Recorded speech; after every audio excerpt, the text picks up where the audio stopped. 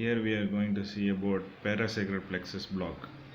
There are different techniques being described, but what we are going to see here is the parasacral plexus block with parallel shift. So the patient in lateral position, the posterior superior iliac spine is marked and the greater trochanter is marked, and the probe is kept between the posterior superior iliac spine and greater trochanter, and the probe is slid in a parallel fashion. When you do that, what you see here is,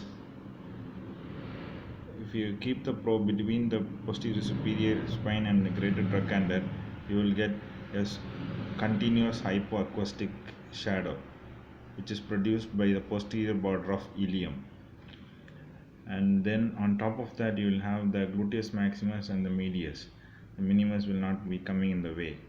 As you drag the probe from cephala to caudate in a parallel fashion, you will encounter a continuous breakage of the continuous hypoacoustic shadow.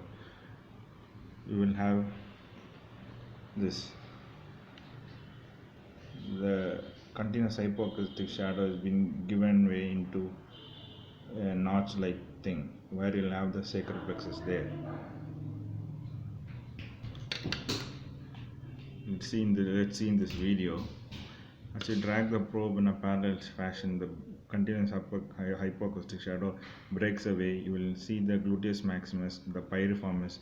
Below, a pulsating artery is seen, that is the inferior gluteal artery, and this hyperecho shadow just below the piriformis muscle is the sacral plexus. That's the zone anatomy that you will get. And below the sacral plexus, you will have a retroperitoneal space. So when the needle is guided from medial, either from medial to lateral or from lateral to medial, when the needle reaches the sacral plexus, you will have the plantar response. Let's see how the needle reaches there.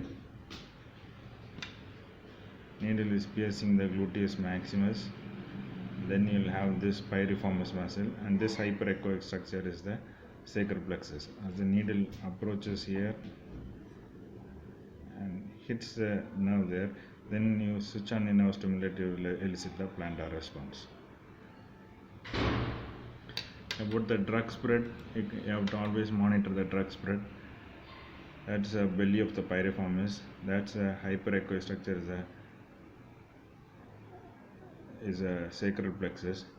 You can see the drug is being injected there.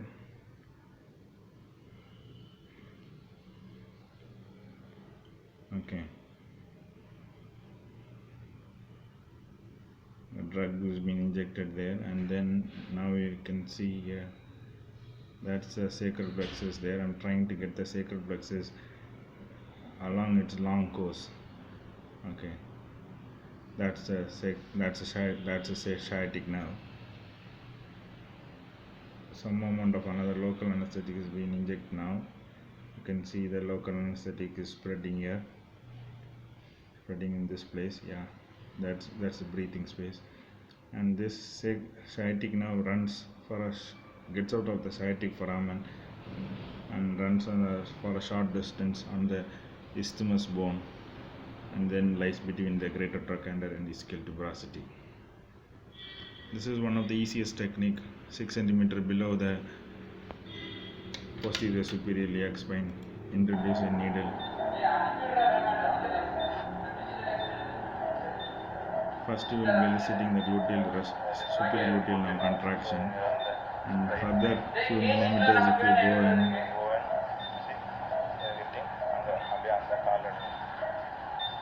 will be eliciting the plantar response there. Yeah, that's it. So that's one of the easiest of blocks. So when you do the nerve stimulator guided technique, always make sure that you taper down your milliamperes. Start with 1.5 milliamperes. Start with reduce down to 1 milliamperes. then 0.7 and zero point 0.5 and zero point 0.4 to find out whether they are intraneural or not. With ultrasound you can find it, but with nerve stimulator it is wise to be, because you will be giving 20 ml local anesthetic into the sciatic nerve. So that huge volume can produce neural ischemia. So to avoid that neurological damage, 0.4 you are away from that nerve. That will produce a good sciatic nerve block. And it is wise to use nerve stimulator, ultrasound, and your knowledge to have a good sciatic nerve, successful sciatic nerve blockade. Thank you.